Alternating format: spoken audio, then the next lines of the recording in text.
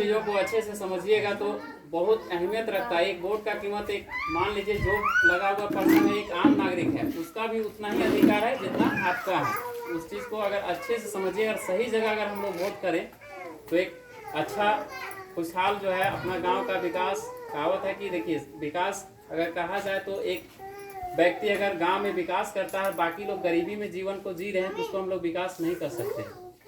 इसलिए विशेष मुद्दा, अगर ग्रामीण संगठन से कोई भी चीज़ को हम लोग चलाया जाता है, या विशेष अगर हम लोग यहाँ पे बैठे हुए हैं तो यहाँ एकता में बल का परिचय होता है। जिस तरह से बैठ करके हम लोग जो है वोट के माध्यम से हम लोग किसी भी नेता को चुनेंगे, अगर एकता दिखाएंगे तो हम लोग हक लेने का अधिकार रखते हैं। कोई विशेष एक व्यक्ति अगर जाके बोलेगा कि नहीं हम ये हैं, फलाना है, मेरा लगाव ये है, हमको ये लाभ दीजिए, तो कहता है वो सब चीज़ संभव नहीं होता है और इसी में हम लोग मार खा जाते हैं।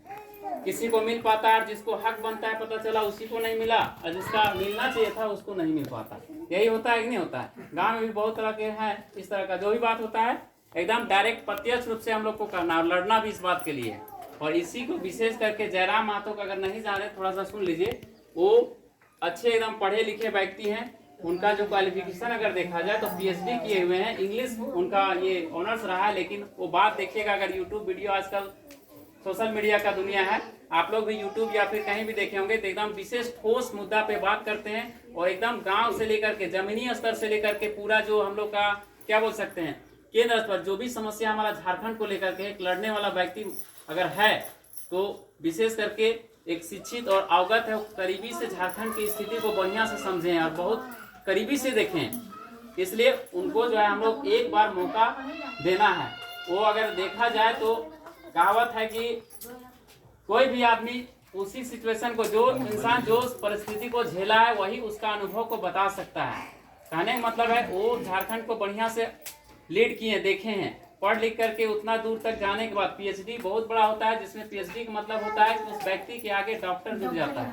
समझिए इतना बड़ा पढ़ाई होता है। जो गांव के बच्चे हमारे यहाँ क्या सही से आप मान लीजिए 5वां से 8वां से मैट्रिक तक पढ़ते पढ़ते हम लोग कहीं कहीं पिछड़ जाते हैं। पैसा का अभाव, आर्थिक तंगी, घर की समस्याएं, बहुत तरह का चीज़ होता है जिसमें बच्चों को हम लोग पीछे छोड़ देते हैं, क्वालिफिकेशन वहाँ तक नहीं दिला पाते हैं, जिसके कारण कहावत है कि मजदूर का बेटा मजदूर बनेगा, सर्विसमैन का बेटा सर्विसमैन बनेगा। थोड़ा सा धन संपत्ति जिनके पास है उनका जो बच्चा है वो उसी स्तर से लोग बढ़ते जा रहे हैं। यानी गांव में या कहीं भी अगर देखा जा रहा है तो हमारा खास करके हम अपने में लेंगे, यहाँ वर्ग विभेद देखा जा रहा है कि गरीब का बच्चा गरीब रहते जा रहा है और देखा जा रहा है कि जो जिनके पास थोड़ा सा है पैसा वो उस जगह पे हो जा रहा है। यानी करप्शन को हम लोग को हटाना, और उसका एक ही मतलब होता है करप्शन यानी भ्रष्टाचार। भ्रष्टाचार मतलब है कि अगर मान लीजिए हम पढ़े लिखे हैं, हमारे पास टैलेंट है, लेकिन होता क्या है कि वहाँ पे पैसा, दल बल, छल के कारण जो है हम वहाँ पिछड़ जाते हैं।